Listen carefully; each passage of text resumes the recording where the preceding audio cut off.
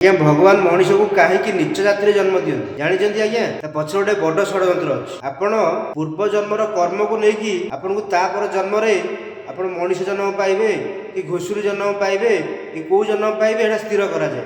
ଆପଣ ଯଦି କୁକର୍ମ କରିଥିବେ ତାହେଲେ ଆପଣଙ୍କର ମଣିଷ ଜନ୍ମ ପାଇବାର ଅଛି। ଆପଣ କୁକର୍ମ କରିଛନ୍ତି ତାହେଲେ ଆପଣଙ୍କୁ ନିଚ ଜାତିରେ ଜନ୍ମ ଦିଆଯିବ। ଆଉ ନିଚ ଜାତିରେ ଜନ୍ମ ଥାଇକି ଆପଣ ଯଦି ପୁଣ୍ୟ କରିକି ଆପଣ ଘରେ ଖଣ୍ଡାୟତ ବ୍ରାହ୍ମଣ ମାନଙ୍କୁ ଆଣି ଖୁଆଇ ପାଇଲେ ତାହେଲେ ଆପଣ ଧର୍ମ କଲେ।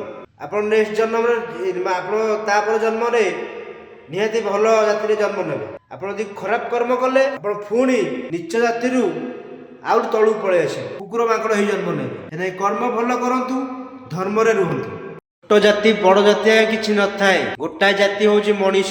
ଆପଣ ଯଦି ଭଲ କର୍ମ କଲେ କି ଧର୍ମରେ ରହିଲେ, ଏଇ ସତ୍ୟ କଲେ କି ଧର୍ମ କଲେ, ଆପଣ ଯଦି ଧର୍ମ କଲେ ତାହେଲେ ଆପଣ ନିଚ ଜାତିର ହେଇକି ବି ଆପଣଙ୍କୁ ସେହି ଆସନରେ ବସାଯିବ ଯୋଉ ଆସନରେ ଗୋଟେ କୋଟିପତି କି ଗୋଟେ ଉଚ୍ଚ ଜାତିର ଲୋକ ବସିପାରିବନି।